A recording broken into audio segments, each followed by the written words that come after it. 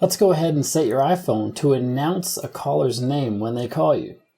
The first thing we need to have set up is a name for that caller. The iPhone doesn't just magically know whoever's calling you from around the world. You have to have a contact set up and their name entered. So if we go into the phone app and we go to contacts, tap on plus to add a contact, and you want to make sure there's a first name at least, or first name and last name and a phone number. That way, when a call comes in from the specified phone number, the iPhone knows to speak out loud the first name and last name and even the company name.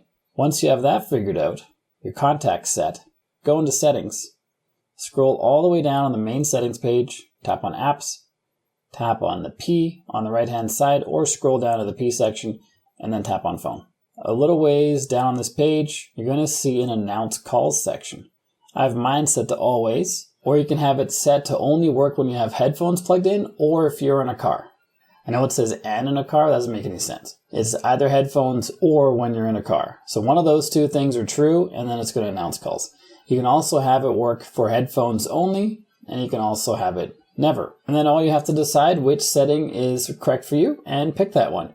And if you think that your phone might be tracking you and collecting your data and violating your privacy in a lot of ways, this video will help you figure out if that's happening and how to fix it. So if you got value from the video you just watched, like and subscribe to let me know, and then check out this video, and I'll see you there.